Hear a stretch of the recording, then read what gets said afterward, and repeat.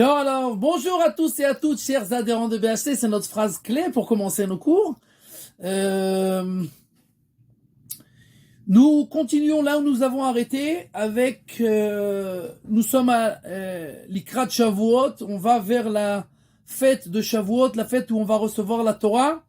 Cette Torah qui nous est venue du ciel, et bien qu'il y en a qui pensent que ce soit des juifs ou des non-juifs, que cette Torah-là a été écrite par des hommes.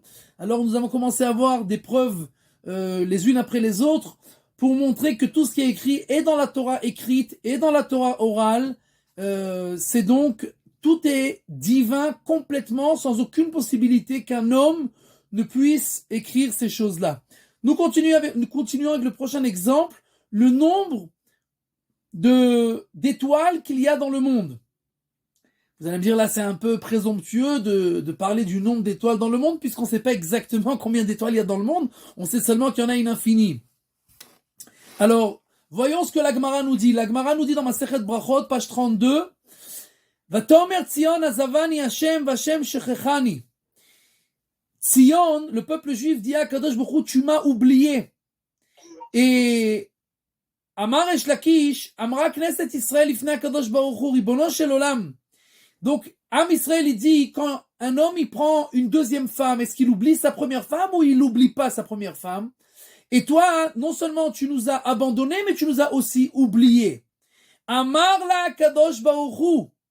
Donc, Kadosh Baruch Hu répond à cette demande, à cette requête du peuple juif, de savoir pourquoi Dieu nous a délaissés.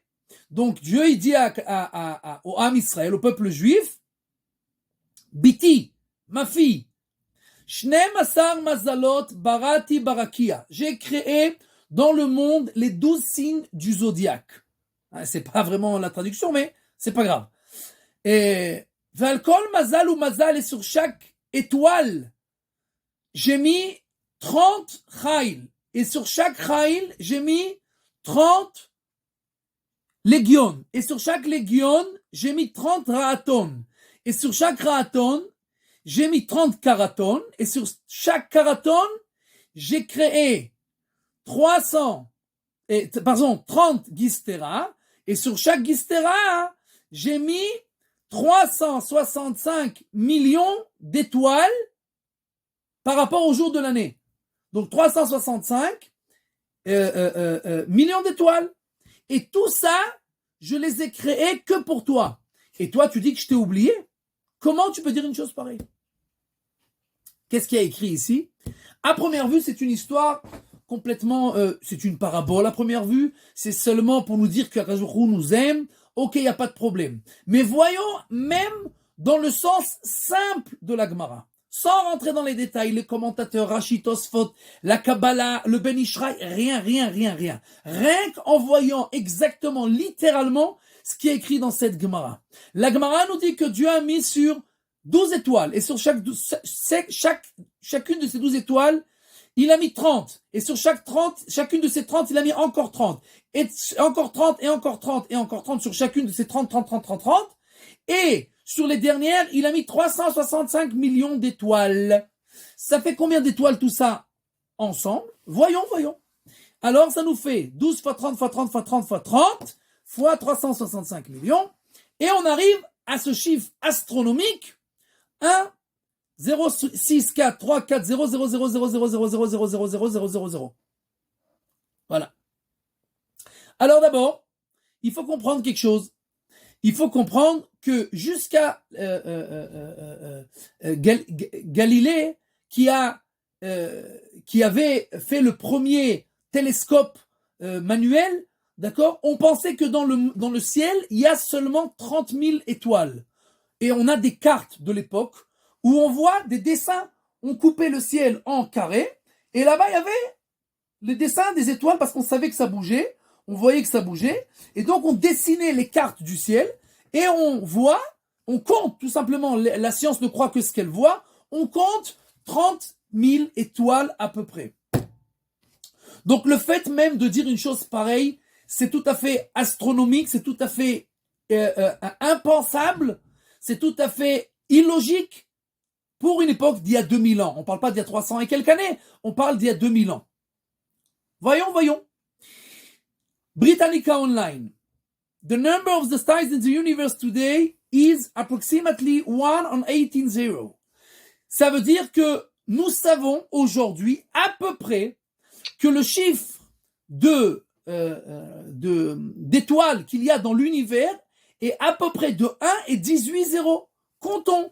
On a 1.064. Je compte. 1, 2, 3, 4, 5, 6, 7, 8, 9, 10, 11, 12, 13, 14, 15, 16, 17, 18. C'est tout à fait impensable. La Gemara, comme Britannica Online, c'est seulement les scientifiques d'aujourd'hui, ils savent approximately. Ça veut dire seulement approximativement. Mais la Gemara, elle dit 1.064340000, etc. C'est-à-dire, même, bon, vous comprenez bien que ça change strictement rien. Le nombre, le fait même dire un chiffre pareil, qui est aujourd'hui vérifié approximativement, quand on parle en fait d'une infinie, il n'y a pas de nom à ce chiffre. D'accord? C'est un chiffre qui est tout à fait infini. Et la Gemara nous dit que Dieu a créé toutes les étoiles en l'honneur du peuple juif. Et on compte seulement, dans le sens simple des mots de l'histoire de la Gemara, le nombre d'étoiles qui est écrit là-bas, et on arrive au nombre qu'aujourd'hui les chercheurs, en voyageant dans les galaxies, en envoyant des satellites et en faisant des calculs compliqués jusqu'au bout de la possibilité de l'intellect humain, et ils arrivent au même numéro. Encore une preuve que tout ce qui est écrit dans la Gemara, c'est tout à fait divin. Nous continuons avec une preuve tout à fait extraordinaire. Et là, c'est pas seulement de savoir ce qui est écrit dans la Gemara, mais c'est de voir que chaque halakha, chaque mot qui est écrit dans la Torah, qui est écrit dans nos sages, de comment on fait la mitzvah, et pourquoi, et comment, tout est parfait, et tout est pour le bien le plus infini de l'homme, puisque c'est Dieu qui a créé le monde et qui a créé l'homme. Donc automatiquement, tout ce qu'il nous dit de faire, ce sera automatiquement la meilleure des choses qui puisse être pour l'homme. La Gemara nous dit dans Masechet Shabbat,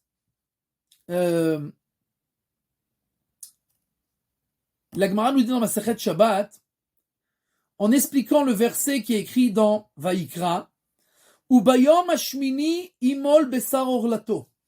La Gemara nous dit que le 8e jour, alors on coupera la chair de son prépuce, on fera la Brit Mila, et la Gemara explique, vous savez que dans la Torah, il n'y a aucun mot qui est en trop, il n'y a pas une seule lettre qui est écrite pour rien, chaque lettre, elle est expliquée par nos sages, parce que Dieu, dans chaque lettre, a rentré une infinie d'explications. Et en hébreu, pour dire le 8e jour, on n'a pas besoin de dire Ubayom Hashmini. On peut dire Ubashmini. Quelqu'un y naît, et le 8e, c'est automatiquement en hébreu le 8e jour, alors on lui ferait la Brit Mila. Mais le Passouk nous dit 3 fois, il y a 3 versets qui parlent de la Brit Mila, et à chaque fois il écrit Ubayom Hashmini. Et la Gemara explique, 3 fois c'est écrit Bayom pour t'enseigner 3 choses. Bayom, Velo Balayla. C'est-à-dire que c'est pas seulement le 8e jour, mais c'est le 8e jour. C'est pendant la journée du 8e jour. Et donc la nuit, on ne peut pas faire la Brit Mila, ni la nuit d'avant, ni la nuit d'après. On peut faire que le jour du 8e jour. Bayom, Afilou Bayom Kippour, bien que ce soit karet, de faire une insection, de couper, de faire sortir du sang, alors la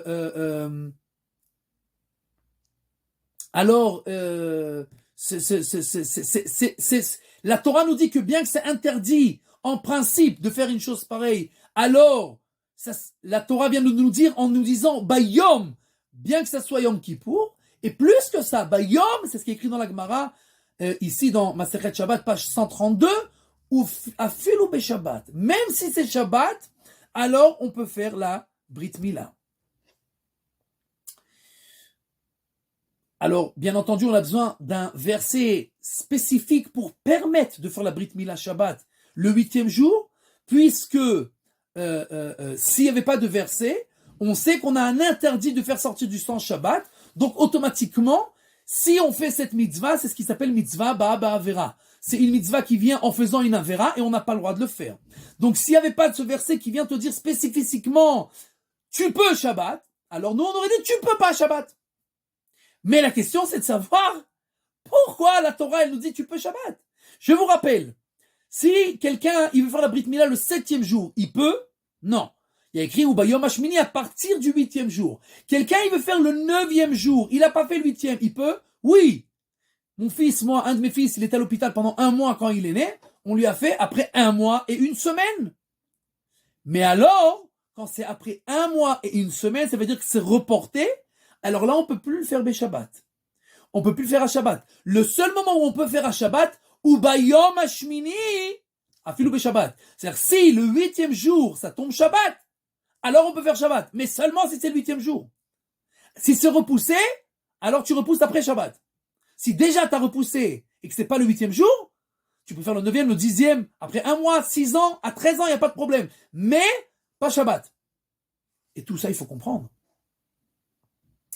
Il faut comprendre d'abord pourquoi la Torah a permis. Qu'est-ce qu'il y a? Si de toutes les façons on peut faire le 9e jour, alors fais. Pourquoi tu as besoin de transgresser Shabbat? Et si on peut de toutes les façons faire Shabbat, alors pourquoi que le 8e jour? Alors, la Brit Mila, ça repousse Shabbat. Même si ça tombe le 8e jour, après 1 mois, après 2 mois, ça change rien. Shabbat, c'est repoussé par la Brit Mila. Mais non, la Gemara nous dit que le 8e jour, ça repousse Shabbat. Il faut comprendre tout ça. Alors, qu'est-ce qui se passe? Regardez bien devant vous ce qui se passe. Je vous lis ce qui est écrit dans l'encyclopédie médicale. Et je vous explique, vous voyez devant vous là, un schéma, un graphe qui montre l'évolution des jours du bébé en bas et sur la gauche le pourcentage d'enzymes de coagulation qu'il y a dans le corps du bébé. Toute personne, si il se fait une coupure et qu'il commence à saigner, qu'il n'a pas d'enzyme de coagulation, alors tout simplement, le sang ne va pas coaguler, il va saigner jusqu'à qu'il va mourir. Donc, on a besoin de ces enzymes-là pour survivre. Qui c'est qui fabrique ces enzymes? Le foie. Maintenant, le foie, quand le bébé est né, il ne marche pas. Alors, comment on peut faire une opération quand un bébé vient de naître, etc. Alors, à l'époque, souvent les bébés y mouraient, parce que si on devait faire n'importe quelle opération, ils ne pouvaient pas coaguler, sauf si on le faisait tout de suite après la naissance. Pourquoi? Comme vous voyez sur le graphe, le premier jour où le bébé est né, à l'âge 0, à l'instant où il est né, il a, vous voyez sur la gauche, 90% d'enzymes de coagulation, mais il les a reçus de sa mère. Il les a reçus par le cordon ombilical de sa mère. Lui, son foie, il ne marche pas encore. Donc si on faisait une opération à l'époque, aujourd'hui on fait toutes sortes de choses pour aider le bébé, même si c'est après quelques jours, mais à l'époque il n'y avait pas. C'est où le foie il marche ou il ne marche pas. Donc le premier jour, le bébé il naît avec 90% d'enzymes de coagulation. Tout de suite après le premier jour, quand vous voyez la courbe commence à baisser. Pourquoi? Tout simplement parce que le bébé, il ne peut pas fabriquer ces enzymes parce que son foie ne marche pas. Le 3e jour de la vie d'un homme, le foie commence à fonctionner et à fabriquer doucement ces enzymes de coagulation. Et comme vous voyez sur le graphe, ça monte. Et regardons quelque chose de tout à fait extraordinaire.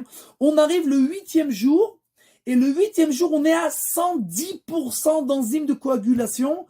Chiffre qui va redescendre le 9e jour pour se stabiliser à 100%. Toute la vie de l'homme. 100%, on parle de 100%, chacun par rapport à sa personne, par rapport à son corps, à son anatomie. D'accord? Il a 100% de ses enzymes de coagulation qu'il aura toute sa vie.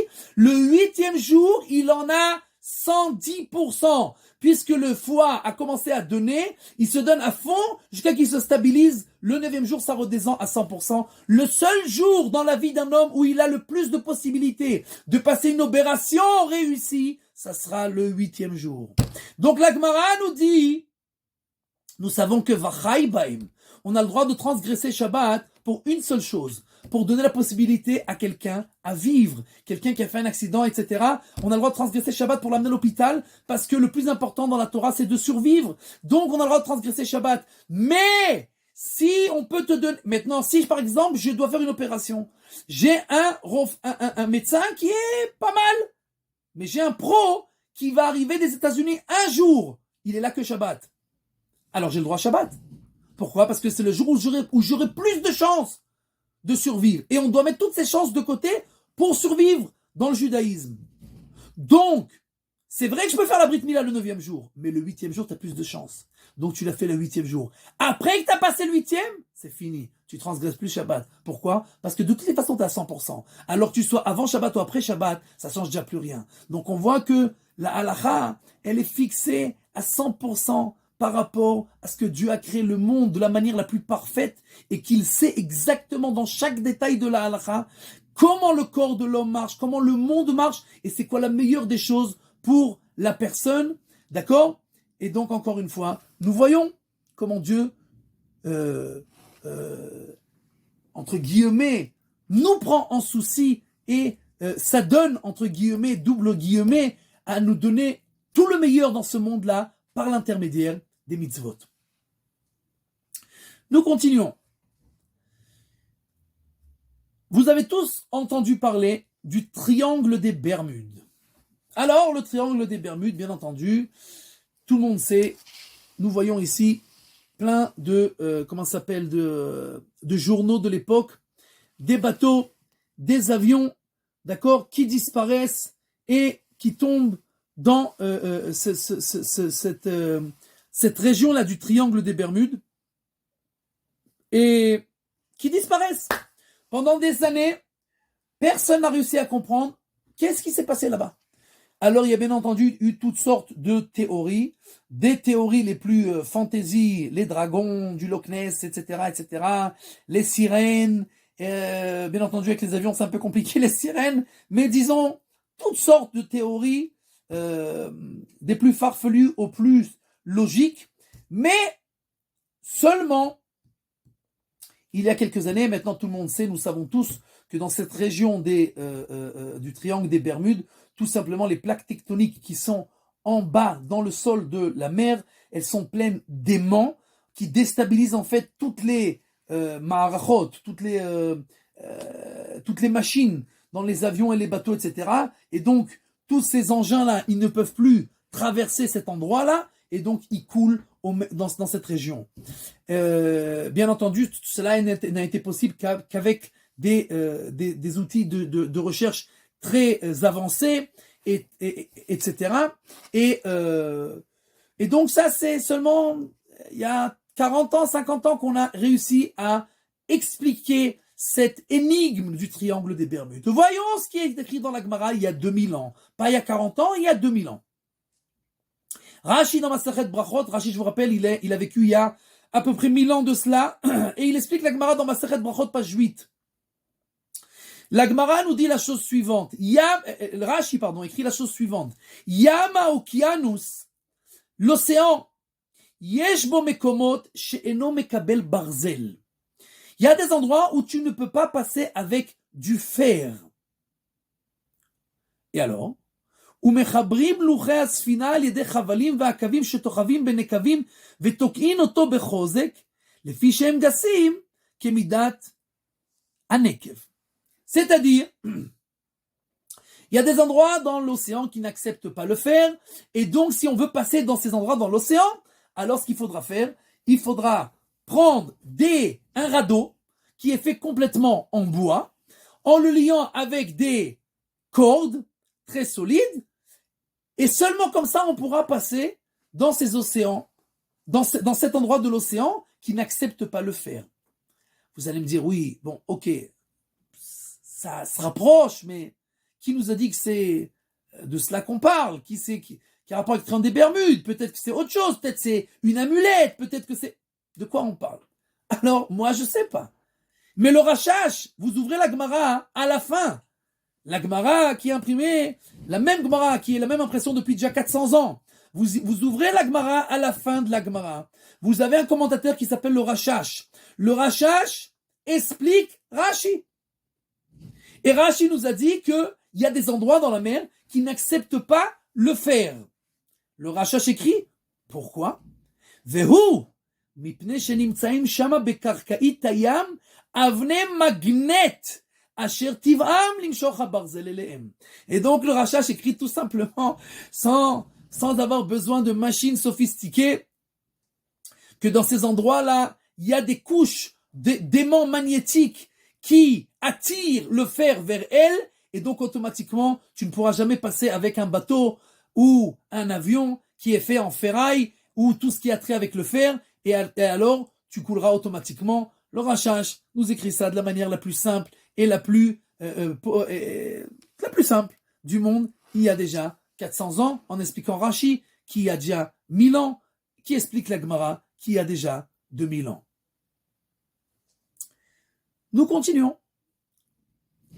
Nous savons tous que le paratonnerre, comme ça on a appris, en tout cas nous à l'école, c'est Benjamin Franklin qui l'a inventé au XVIIIe siècle. Au XVIIIe siècle, donc Benjamin Franklin a inventé ce paratonnerre que vous voyez aujourd'hui partout sur les avions, sur les grands bâtiments. On met une tige de fer bien haute et s'il y a la foudre qui tombe, alors ce tonnerre-là, cette foudre-là, elle est attirée par cette tige de fer qui est plus haute, l'endroit le plus haut, et là-bas, il attire la foudre, et en lieu de faire exploser le bâtiment ou l'avion, etc., alors c'est la tige qui s'en prend un coup, mais au moins on est sauvé. Ah, omnam. Est-ce que vraiment c'est Benjamin Franklin qui a inventé le paratonnerre? Au XVIIIe siècle. Voyons ce que la Tosefta, il y a 2000 ans, écrit. Et la Tosefta est dans Masechet Shabbat. Vous ouvrez la Gemara dans Masechet Shabbat à la fin, il y a ce qui s'appelle la Tosefta. Ce sont des Mishnayot d'il y a 2000 ans. La Gemara là-bas, la Tosefta là-bas, elle explique la différence entre toutes sortes de cultes qui sont permis et des cultes qui sont interdits. Il y a des cultes qu'on n'a pas le droit de faire parce que les Émoréens qui habitaient en Eretz Israël, ce sont des choses qu'ils faisaient sans aucune logique et que souvent, c'était des choses de Avodah Zara. C'était de l'idolâtrie. Et si tu fais quelque chose, tu comprends, il n'y a pas de problème. Alors tu sais ce que tu fais et pourquoi tu le fais. Si tu fais des choses que tu ne comprends pas, alors tu ne fais pas. Pourquoi? Parce que ce sont des coutumes païennes qui sont idolâtres. Donc là, Tosefta nous raconte toutes sortes de choses. Qu'est-ce qui est des coutumes idolâtres qu'on n'a pas le droit de faire? Et qu'est-ce qui est voulu par nos sages et que même si les Émoréens le font aussi, nous aussi on le fait parce qu'on a notre raison. Pas parce que eux ils le font sans comprendre, mais nous on le fait parce qu'on a notre raison. Et la Tosefta nous dit la chose suivante. Anotenet barza ben haefrochim. Aïe aïe aïe. Celui qui donne, celui qui met barza, une tige de fer, dans son poulailler, alors, zemidarke haemori. C'est interdit, c'est de l'idolâtrie. C'est comme ça que les Émoréens y faisaient. Ils mettaient dans leur poulailler des tiges de fer. Continue la Tosefta. Ve'im mipnea barak mutar. Mais si il met cette tige de fer pour la foudre, alors c'est permis. 1790, Benjamin Franklin est décédé. Il y a 2000 ans déjà, la Tosefta nous dit de la manière la plus simple du monde que tu mets une tige de fer et tu es protégé contre la foudre.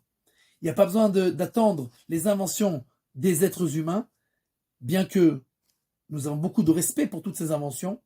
La Mishnah dans Masechet Avot, nous l'avons lu cette semaine, à forba vers forba de kolaba. Si tu retournes la Torah de tous les côtés, d'accord? Alors, tu verras le monde entier écrit dans la Torah. Toutes les inventions de toutes les générations. Et nous voyons que nos sages savaient tout. Tout. Compris les choses les plus compliquées d'aujourd'hui. Vous savez, on ne va pas tout voir parce qu'il y a des milliers d'exemples. Des milliers d'exemples. D'accord? Mais aujourd'hui, on parle de certains exemples, d'accord, spécifiques. Et ceux qui veulent après, ils peuvent étudier encore. Il y a énormément d'exemples. Nous continuons. Vous savez que il y a une mitzvah pour une femme d'aller au mikvé, le bain rituel. Il y a une mitzvah pour les hommes aussi d'aller au bain rituel. Et on va pas rentrer dans les détails maintenant, c'est pas ni le moment, ni l'endroit, ni le lieu. Euh, nous savons que il y a beaucoup de gens qui ils aiment pas spécialement aller au mikvé parce que c'est pas toujours très propre. Chez les femmes en général, oui, mais chez les hommes, c'est plutôt la jungle, d'accord. Et bon, on va passer les détails, quoi qu'il en soit, c'est pas top, d'accord. Et aujourd'hui, il y a plein de mouvements anti-religieux. Enfin, aujourd'hui non, puisque on va voir, ils se sont calmés. Mais il y a quelques années, il y avait des mouvements anti-religieux qui voulaient casser tout ce qui a trait à la religion, qui voulaient fermer tous les mikvaot, les batek nesiot, etc. Arrêter de faire la brit mila, etc. Parce que c'est dangereux pour les bébés, etc. Comme nous l'avons vu juste à l'instant, c'est tout à fait dangereux. Et donc, ils ont demandé la Cour d'État suprême de fermer les mikvaot. C'est mauvais pour la santé, c'est pas bon pour les femmes, ça peut amener des microbes, etc., etc., etc. Et donc, on a envoyé des inspecteurs dans une dizaine de mikvaot au hasard pour vérifier qu'est-ce qui se passe dans ces mikvaot. Et voyons, on obtient les résultats du laboratoire et vous pouvez voir que dans toute la liste que vous avez devant vous, dans les chiffres que je dis maintenant, ils sont pas exacts, c'est pas très important parce que je suis pas très versé dans les détails techniques et scientifiques de la chose. Mais en gros, dans 1 millimètre d'eau du robinet, il y a environ 200 microbes. 200 microbes qui peuvent être nocifs. D'accord? On les sent pas bien entendu, mais qui peuvent être nocifs, c'est pas bon pour la santé. D'accord? Bien entendu, tout le monde survit. Aujourd'hui, il y a beaucoup plus les gens ils sont plus ouverts à ces problèmes-là. Beaucoup de gens boivent de l'eau minérale ou achètent des bars que l'eau est filtrée, etc. Bon, quoi qu'il en soit. On envoie ces inspecteurs dans les mikvaot et vous regardez sur le côté gauche et vous voyez que dans tous les mikvaot, on a moins de 10. C'est-à-dire si dans un millilitre d'eau, on en a à peu près 200, c'est le teken, comme vous voyez en haut, d'accord, à teken, donc sur la gauche, vous voyez, c'est la base minimum de ce qu'il y a en général, et tous les autres mikvaot qui ont été vérifiés, il y en a moins que 10. C'est-à-dire que donc il n'y a rien de plus propre que le mikvé, il n'y a rien de plus sain que le mikvé, et non seulement ça, il y a énormément de recherches, comme vous voyez ici devant vous, des professeurs, et vous voyez, c'est un article de Yediot Achronot. Yediot Achronot, c'est un journal qui n'est pas spécialement connu pour être pro-religieux, même à l'inverse de cela. Et ce journal-là ramène des professeurs et des chercheurs qui montrent d'une manière statistique prouvée que les femmes qui respectent le mikvé, ils ont beaucoup moins de chances d'avoir le cancer de l'utérus, de la matrice. Beaucoup moins de chances. Maintenant, je ne vais pas vous expliquer maintenant pourquoi, c'est tout à fait logique d'un point de vue de la halakha, d'accord? Mais c'est pas vraiment l'endroit pour expliquer ça, mais d'un point de vue de la halakha, c'est tout à fait logique, d'accord? Que c'est comme ça que ça va être. Quoi qu'il en soit, même sans la halakha, nous avons encore une fois la preuve que tout ce que fait Dieu dans la halakha et nous donne dans la Torah, c'est tout à fait en symbiose et en harmonie avec l'homme et la création pour que tout se passe de la manière la plus tranquille et la plus brillante, la plus saine du monde. Avant de continuer avec ce que nous voyons, je vais vous donner encore un exemple pour que vous compreniez comment ça se passe. Vous savez qu'on a une mitzvah de faire la shrita, c'est-à-dire que si je veux manger un animal, de la viande, je dois faire l'abattage rituel, je lui fais la shrita, et alors, je peux le manger. La shrita est écrite dans le Shulchan Aruch, c'est écrit dans la Gemara, dans Masechet Choulin, alors on doit la faire par la gorge, pas par la nuque, c'est pas un harakiri, d'accord? On fait par la gorge, et dans la gorge, il y a la trachée et l'artère, d'accord? Deux tuyaux, d'accord? l'œsophage, pardon, et la trachée, comme ça on dit? Oui, c'est ça. L'œsophage et la trachée, d'accord? À kané ve'aveshet. En hébreu, c'est comme ça, c'est plus simple, d'accord? Maintenant, ces deux tuyaux-là, c'est ce qui s'appelle les simanim. Ce sont les signes de cacheroute de la bête. Quand on fait la shrita, on les coupe les deux, puisqu'on passe par la gorge, ils sont collés à la gorge. Maintenant, il faut savoir quelque chose. Quand je reçois un coup sur la main, pourquoi j'ai mal? Pas parce que la main j'ai mal, mais quand je donne un coup sur la main, là, j'ai des nerfs qui sont en fait collés, qui remontent par mon bras jusqu'à la colonne vertébrale, qui arrivent à mon cerveau. Mon cerveau donne un ordre de dire aïe, tu as mal, enlève ta main. Mais en fait, on a mal dans le cerveau. Maintenant, ces signes électriques, ils passent par les nerfs seulement si le sang arrive au cerveau. Si le sang arrête d'arriver au cerveau, alors on ne peut plus avoir mal. Parce qu'on n'a pas mal dans la main, on a mal au cerveau. Les amis des bêtes, il y a 100 ans de cela, sont venus en Belgique pour arrêter l'abattage rituel, la shrita. Pourquoi? Écoute,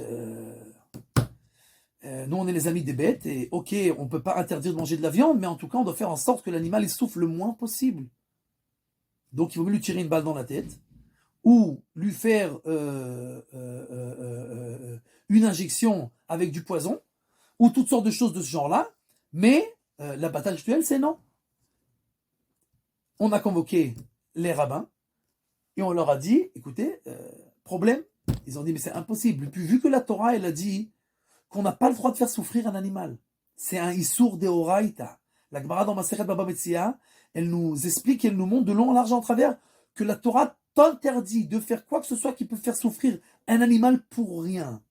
Donc si la Torah, elle te dit qu'on n'a pas le droit de faire souffrir un animal, et que la Torah, elle te dit qu'on doit faire la shrita, ça veut dire que la shrita, c'est la chose qui fait la moins souffrir l'animal. Parce que si déjà, la Torah te dit que tu mets à mort un animal, et que c'est Dieu qui a créé le monde, donc automatiquement, c'est clair que la shrita, c'est la chose qui va faire le moins souffrir l'animal. Oui, mais les scientifiques, ils ont dit, c'est très intéressant tout ce que vous nous racontez, c'est très très beau, c'est vraiment, c'est attendrissant, c'est formidable. Mais, comme on l'a expliqué à l'instant, un animal ou un être humain, il souffre quand le sang arrive au cerveau. Quand on fait la shrita, c'est vrai, on coupe les artères qui sont dans le cou à côté de la trachée et qu'est-ce que tu m'as dit, c'est quoi l'autre mot? L'œsophage et la trachée, d'accord? Et on coupe ces artères-là. Le problème, c'est qu'on a découvert que dans la nuque, il y avait deux petites veines qui étaient collées à la nuque. Et que quand on fait la shrita, bien entendu, puisqu'il est écrit dans le Shulchan qu'on n'a pas le droit de couper toute la tête, on coupe seulement les deux signes avec les artères qui sont autour, mais on ne coupe pas la nuque. Les scientifiques ils viennent et disent, vu qu'on a découvert qu'il y a encore ces deux petites veines, ces deux petites artères qui arrivent au cerveau après qu'on a fait la shrita, après qu'on a coupé la gorge et qui sont collées à la nuque, alors ça veut dire que l'animal, il souffre encore. Les rabbins ont dit, c'est pas possible. La Torah, elle a dit. Les scientifiques, ils ont dit, on s'en fout. La Torah, on ne connaît pas. Nous, on sait la science. On sait qu'on a découvert ce qu'on a découvert. On sait que les animaux, ils souffrent parce que le sang, il arrive au cerveau. Et on sait qu'il y a ces veines qui arrivent et qui sont collées à la nuque, qui arrivent au cerveau même après la shrita.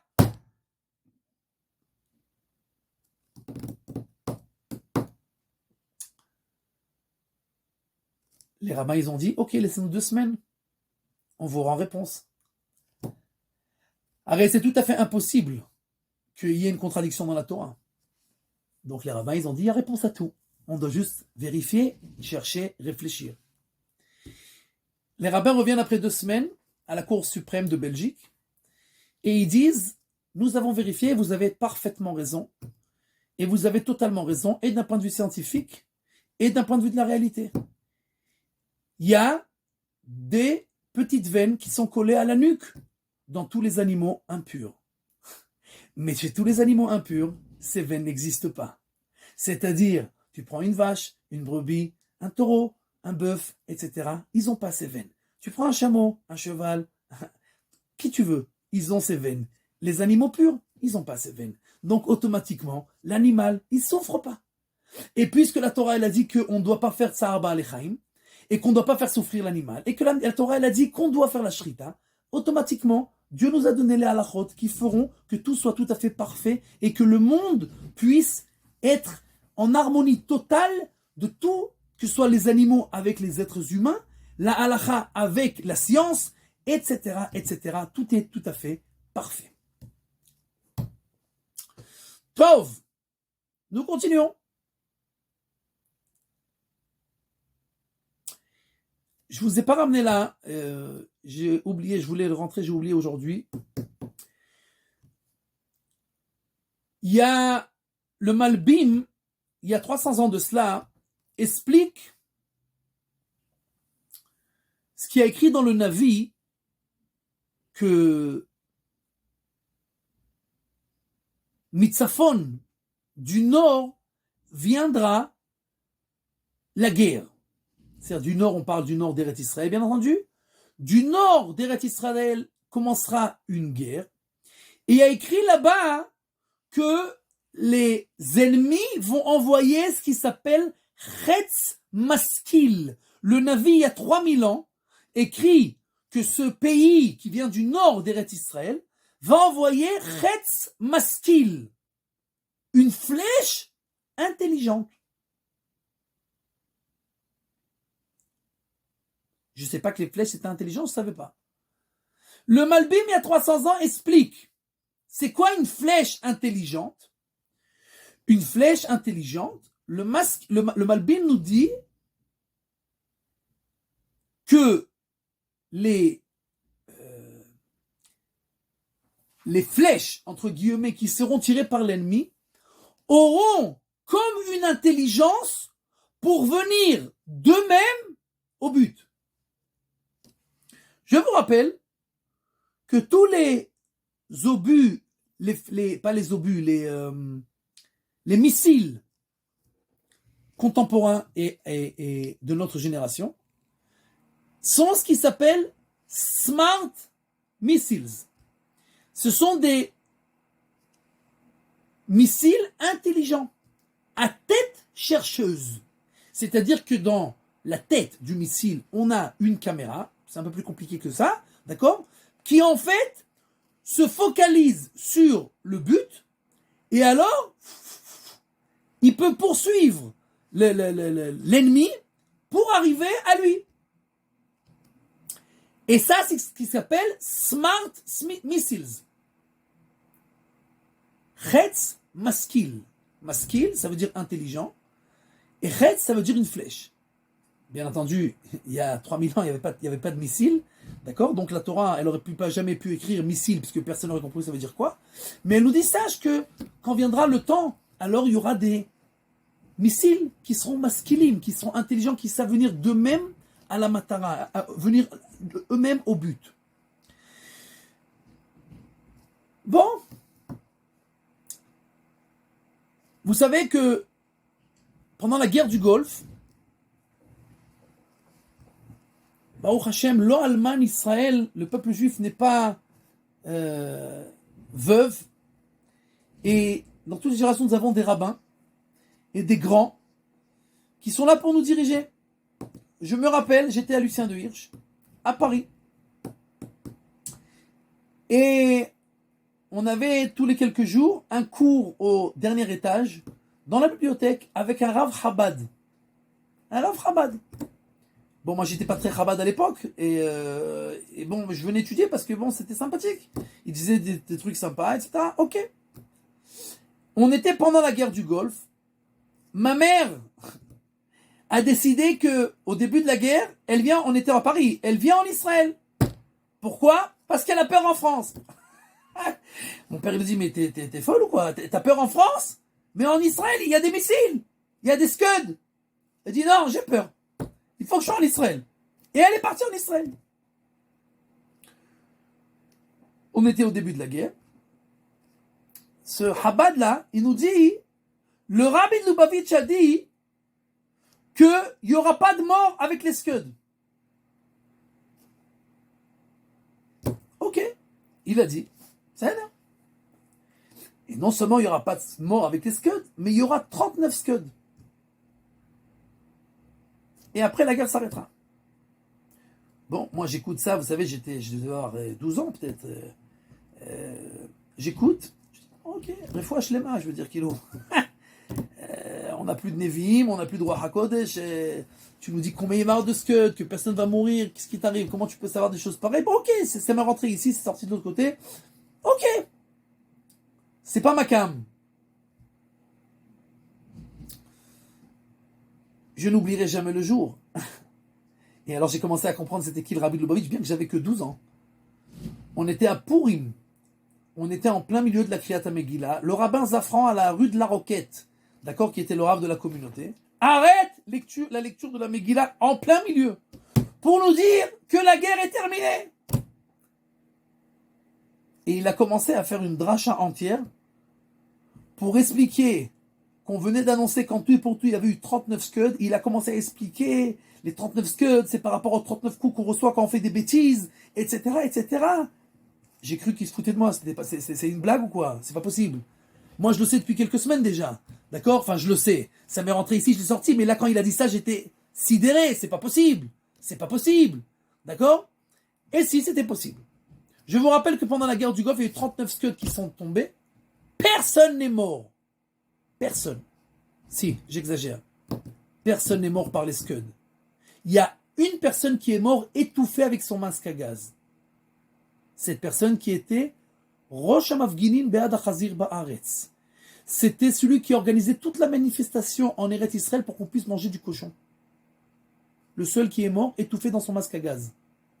Celui qui organisait les manifestations pour qu'on puisse manger du cochon en Eretz Israël. Je ne vais pas juger, je ne suis pas le secrétaire d'Akadosh Baruch Hu, mais c'est intéressant. Quoi qu'il en soit, voyons un peu, pour comprendre un peu, qu'est-ce qui s'est passé à l'époque. En général, quand vous entendez des informations, aujourd'hui, Baruch Hashem, on n'entend pas tellement, mais il y a des années où c'était une catastrophe, on en ça tous les 2-3 jours, il y avait des attentats dans les bus. Je ne sais pas si vous vous rappelez. Énormément de bus qui ont explosé parce qu'il y a quelqu'un qui montait avec des charges explosives sur lui, des ceintures explosives, et il s'est fait exploser des kamikazes, ils se sont fait exploser, et le bus, il a explosé. Et je vous rappelle qu'une ceinture explosive, c'est environ avec 2 kilos d'explosifs seulement. Bien entendu, ça doit être fin, ça doit être sur le corps du terroriste, on ne doit pas le voir, donc c'est le maximum qu'il peut mettre sur lui, à peu près 2 kilos d'explosifs. Avec 2 kilos d'explosifs, en moyenne, dans ces attentats, on avait entre 10 et 20 morts et des dizaines de blessés. Entre 10 et 20 morts, avec 2 kilos d'explosifs. Ok. Un Scud, c'est 250 kilos d'explosifs. C'est-à-dire 150 fois plus, 125 fois plus, ok, c'est pas très important, 125 fois plus qu'un attentat. Un attentat, c'est entre 10 et 20 morts.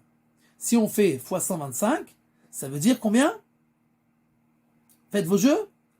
D'accord? 1250 morts, entre 1250 morts et 2500 morts.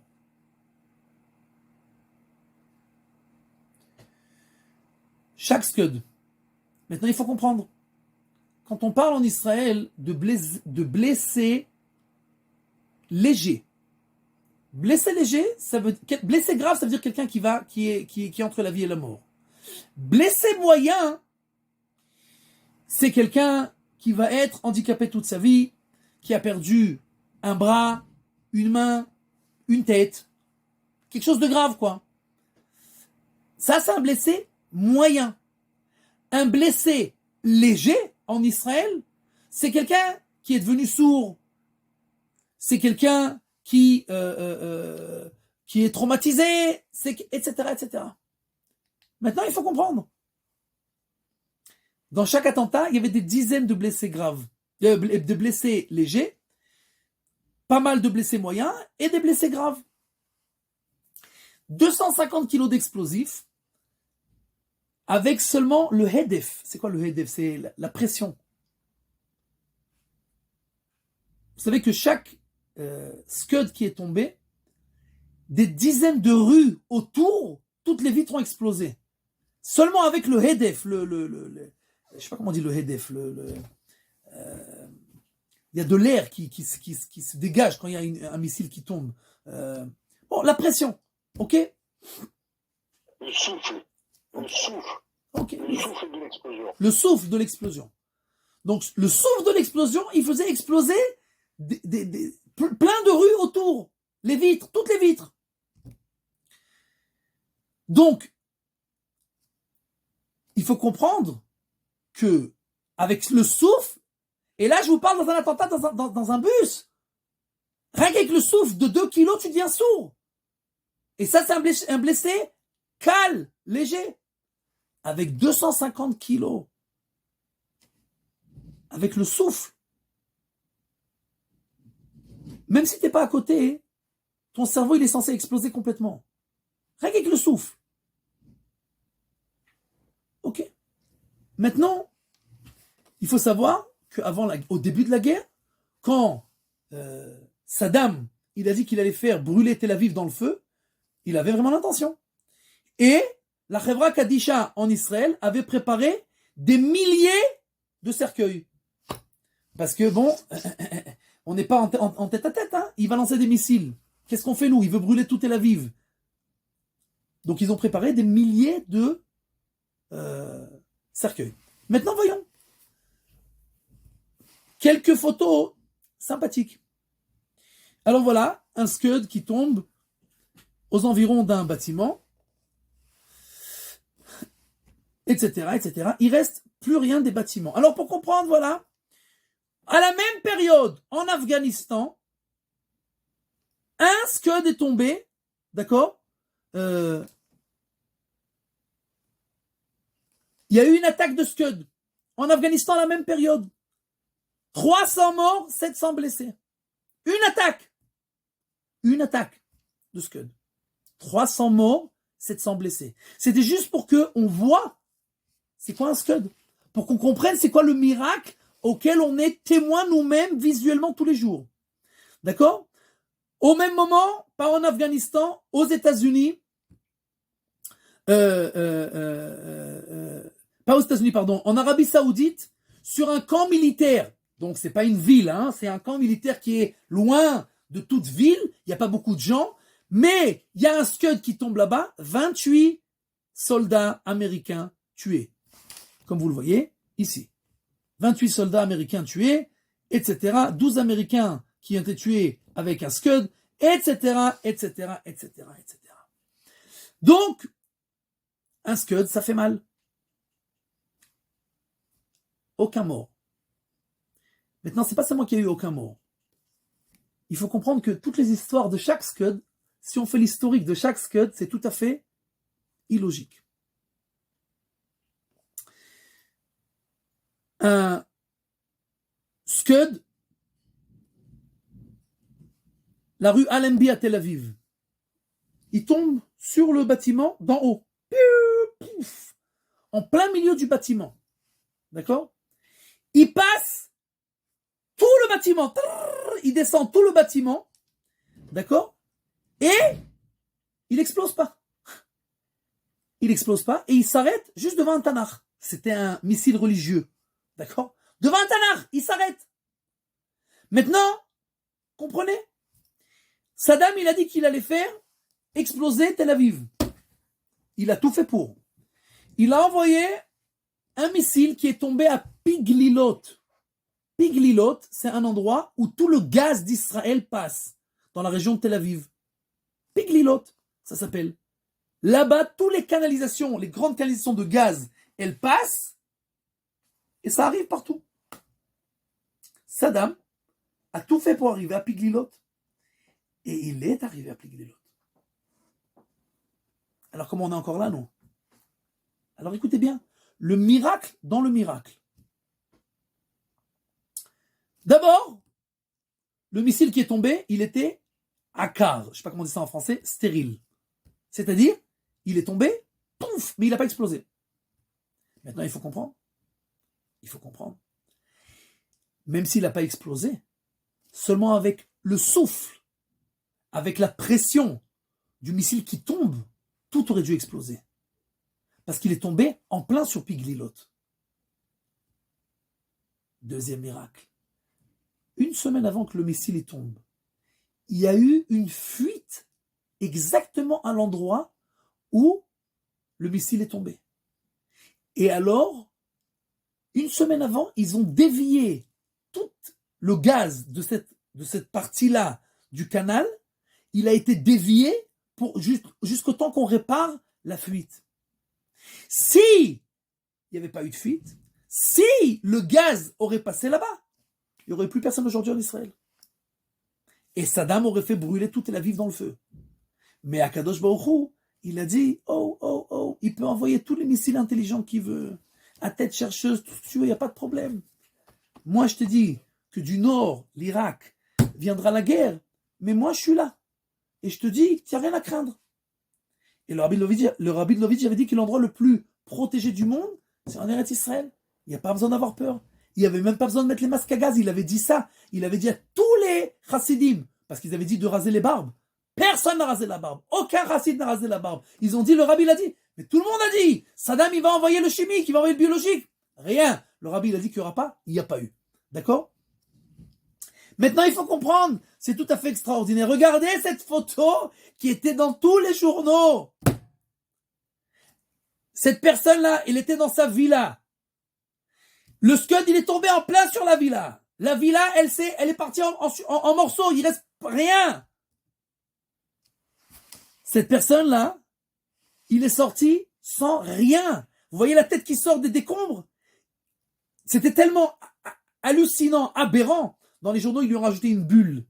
Genre comme s'il parlait et il y avait écrit, il s'est passé quelque chose? J'ai loupé. Il est sorti sans une égratignure. Le chien qui était à côté de lui, dans la maison, est mort. Mais lui, il n'a rien eu. Rien. Maintenant, à chaque fois qu'il tombait un missile, il pouvait tomber sur n'importe quel bâtiment. S'il tombait dans la cuisine, les gens, ils étaient dans le salon. S'il tombait dans le salon, etc., etc. C'est-à-dire que partout où ça a explosé, pas le missile, parce que si le missile il tombe, alors c'est fini. Mais partout où ça a explosé, alors, c'est-à-dire que si par exemple c'est tombé sur le bâtiment, les gens, ils étaient dans la cage d'escalier. Dans la cage d'escalier, kilo. Miracle sur miracle sur miracle sur miracle. Et comme on avait eu la promesse, Akadosh Baruch Hu a fait miracle sur miracle et il n'y a pas eu un seul mort. Promesse qui est écrite dans la Torah. Maintenant, on va terminer. C'est pas un exemple de la Torah, mais cette Torah qui est divine, qui nous a été donnée du ciel, on va la recevoir à Shavuot. Là, on va voir un exemple de Noten la Torah. Pas seulement dans la Torah elle-même, la divinité, mais dans ce monde-là. Celui qui croit que ce monde-là, il a été créé par hasard, il faut qu'il se fasse interner. Après que je vous montre ça, impossible de croire une chose pareille. Et des exemples comme ça, il y en a des centaines. Dans le monde, quand on regarde et qu'on apprend et qu'on approfondit ce qui se passe dans ce monde-là, on ne peut pas louper Akadosh Baruch Hu. Voyons un exemple tout à fait hallucinant. Ce petit parpare, ce petit papillon que vous voyez devant vous, il s'appelle le caligo, pas le saligo, le caligo. D'accord? C'est son nom, un caligo. Et ce caligo-là nous raconte le respect d'Akadosh Baruch Hu. Voyons. Alors, ça c'est ce caligo-là de près, nous voyons son aile avec un petit rond noir et autour un rond jaune. D'accord? Ça c'est le dessin qu'il a sur son aile. C'est joli, c'est mignon, etc. Maintenant, regardons. Pendant des années, les chercheurs, vous savez que les chercheurs National Geographic, etc., ils étudient les animaux et ils font des recherches tout le temps sur tout et n'importe quoi pour comprendre comment ça se passe.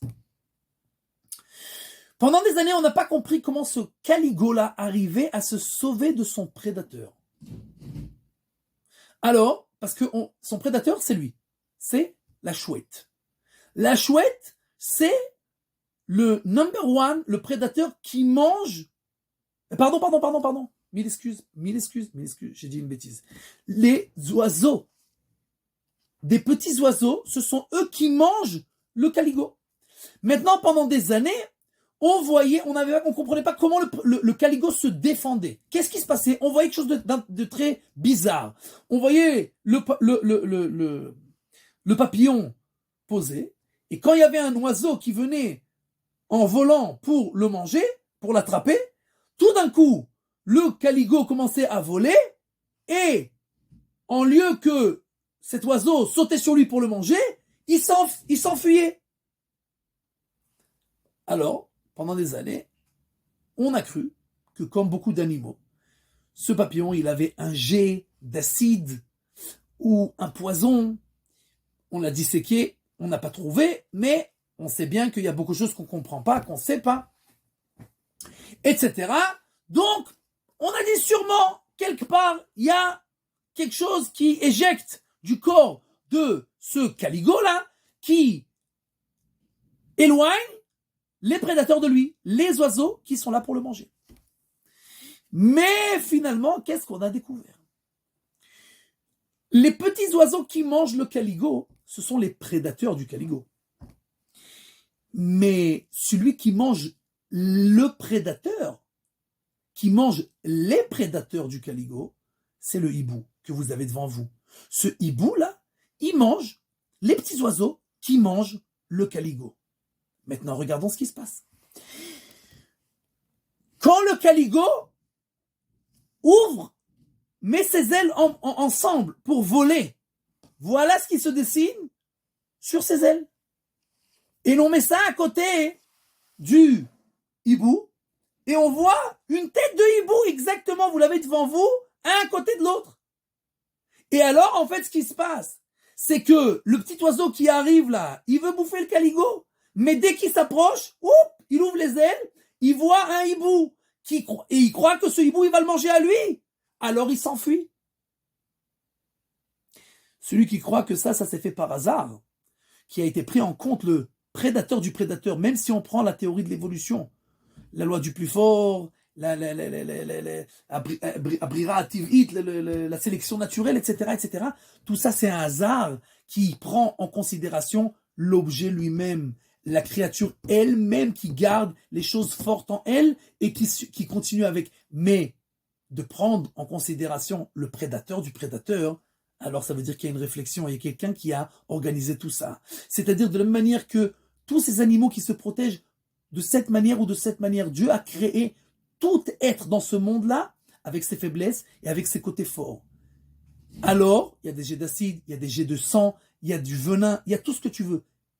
Et celui qui l'a pas, il a aussi sa manière de se défendre. Dieu lui a donné l'image du prédateur, de son prédateur dans ses ailes pour se protéger. Alors là, d'accord, nous voyons que nous avons le mérite dans quelques jours de recevoir la Torah. Cette Torah, en fait, qui est totalement divine dans chacune de ses lettres et qui nous donne la possibilité, de nous rapprocher d'Akadosh Baruch Hu, de savoir tout ce qui est le meilleur pour nous. D'accord? Chaque halakha, chaque lettre, chaque mot. D'accord? Nous, des fois, on croit, ouais, moi, je comprends, c'est pas comme ça, c'est oui comme ça. Arrête tes bêtises. Quand on voit, et encore là, on n'a rien vu. On n'a vu que le sens simple de chaque Gemara, de chaque pasouk, sans rien expliquer, ni commentateur, ni Kabbalah, mystique, rien. Rien que le sens simple. Et on voit déjà à quel point chaque virgule, chaque point, chaque lettre, il est là pour le bien de l'humanité, de l'homme, et essentiellement du peuple juif qui réalise toutes ces halachot et toutes ces choses-là. Alors, on doit être les hommes les plus heureux du monde en sachant qu'on n'a pas la bombe atomique chez nous, on a le monde entier dans la paume de la main. C'est ce qu'on a reçu à Matan Torah. Dans quelques jours, préparez-vous. Voilà, question. Azak, bravo. Merci. Je voudrais juste faire une remarque concernant le nombre de scuds qui sont tombés. Bien sûr, à Wikipédia, je vous lis en direct. selon le décompte militaire, 43 missiles Scud ont été tirés sur Israël par 18 tirs de barrage sur une période de 39 jours. Alors que le ministère des Affaires étrangères indique aujourd'hui qu'il y en a eu environ 38. Évidemment, Alors, évidemment, c'est tout à fait extraordinaire parce que ce soit, Lubavitch avait raison. que ce soit 39 scuds ou 39 jours, en tout cas, c'est intéressant. Le nombre 39, il est là de toutes les façons. Incroyable. Voilà, donc c'était pour... mais que le rabbi avait déjà anticipé cela, c'est grandiose. Voilà, Chazak Ubaourav. Encore des questions? Non, bravo. Ok. Alors, on n'entend que des bonnes nouvelles, Bezrat Hashem. Là,